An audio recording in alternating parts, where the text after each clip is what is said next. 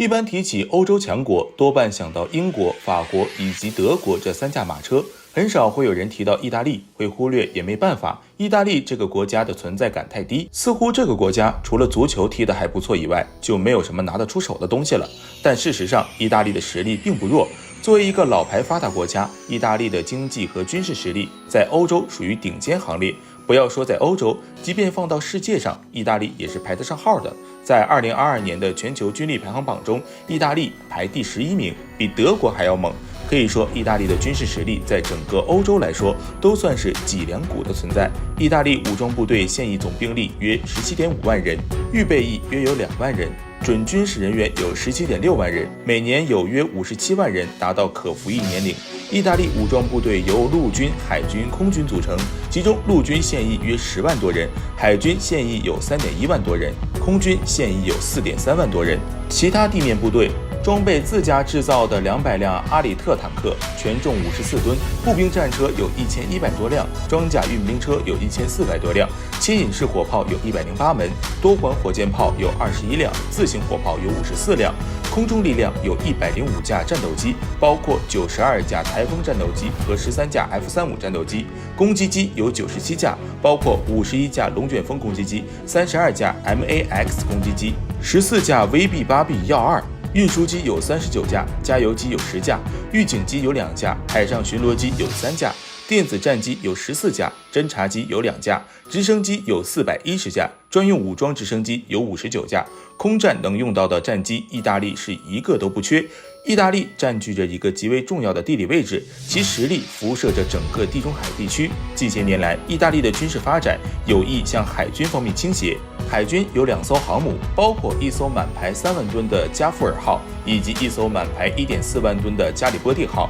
没有2栖攻击舰，但有3艘满排8000吨的圣乔治级2栖船坞运输舰，驱逐舰有4艘，包括2艘满排7000吨的地平线级，2艘满排5500的德拉潘尼级，护卫舰有11艘，包括8艘满排6700吨的 FREMM 级，3艘满排约3000的 Master 1级，潜艇有8艘，都是常规动力，水雷战舰艇有10艘。同时，在升级武器装备这方面，意大利也是毫不落后。在欧洲大国中，意大利陆军的现代化步伐相对迟缓，从21世纪初至今，因财政因素，曾经领先的装甲部队明显老化。不过目前，意大利装甲部队开始升级，比如 VBM 装甲车，意大利陆军正着手将现有的 VBM 战车提升到中期改进标准，称之为 VBM Plus。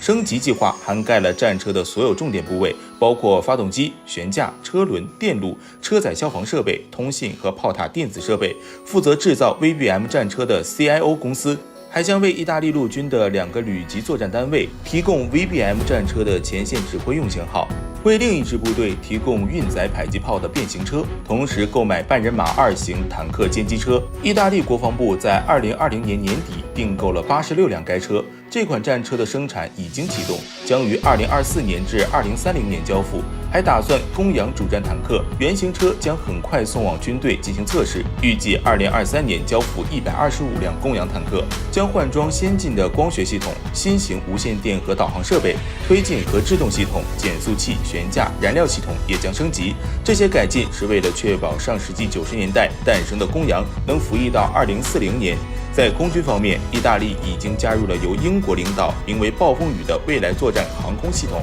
同时还表示有兴趣加入日本的下一代战斗机 FX 计划，进一步加强空军实力。海军方面，2020年意大利就提出了研发新型驱逐舰的想法。新型驱逐舰是舰队基石，必须具备强大的海上作战能力和海上对陆投射能力，并能在整个海上联合行动中进行作战。除了航母、2栖舰艇和潜艇，意大利海军还需要具有陆地攻击能力以及作战任务群保护能力的驱逐舰。意大利海军的目标是在资金许可的条件下，2025年签署建造合同，2028年获得首艘新型驱逐舰。根据之前的计划，新型驱逐舰舰长174米，舰宽24米，吃水深9米，满载排水量超过1万吨。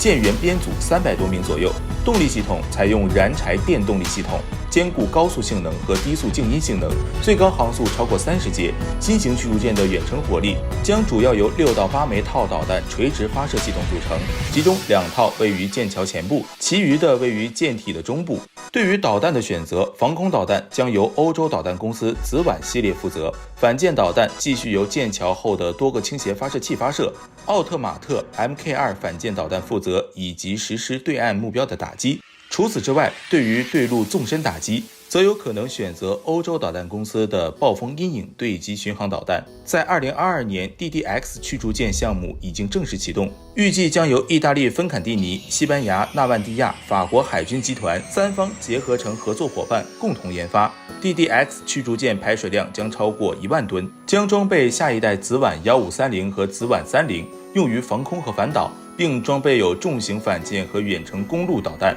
反 UUV、UAV 系统、克罗诺斯双波段雷达。纵观当前欧洲国家的海军，基本上新建的都是导弹护卫舰，而不是导弹驱逐舰。意大利海军则不同，不仅在最近几次北约内部的联合军事演习中赢了德国，而且在努力提升自己的国际影响力。之前，意大利海军还下水了排水量达33000吨的里亚斯特号航空母舰，再加上之前的加富尔号航空母舰，意大利海军就成了欧洲除英国皇家海军外少有的双航母海军。目前，欧洲导弹驱逐舰比较出名的是英国皇家海军的45型导弹驱逐舰，以及法国海军的地平线级导弹驱逐舰，但这2型导弹驱逐舰的排水量都没有破万。意大利的这款导弹驱逐舰若能顺利诞生，将成为欧洲最大的导弹驱逐舰。该款导弹驱逐舰要取代的对象是目前意大利海军现役的德泽拉潘尼级导弹驱逐舰。德泽拉潘尼级导弹驱逐舰为意大利海军在战后的第4代导弹驱逐舰，在上世纪90年代加入意大利海军。以现在的眼光来看，确实作战能力稍有不足，到了该被替换的时候了。新款导弹驱逐舰服役后，将和意大利海军中的地平线级导弹驱逐舰组队，成为意大利海军中除了航母外最强的水面作战力量。考虑到英国已经脱欧，届时意大利海军也将成为北约内部除法国海军外最强的欧洲海上作战力量。除了军事力量，意大利在工业领域也是正儿八经的强国。虽然名声不如隔壁邻居德国和法国来的响亮，但是意大利的工业实力同样雄厚。当前意大利在欧洲乃是仅次于德国的第2大制造业强国，涉及航空航天、汽车制造、电子仪器、机械加工、电子通讯等诸多行业，体系相当健全。比如航空航天行业，意大利乃是全球主要的飞机生产国，其不仅仅可以完成战斗机、直升机，还有运输机等多种机型的制造生产，更具备从钢材等原材料的提炼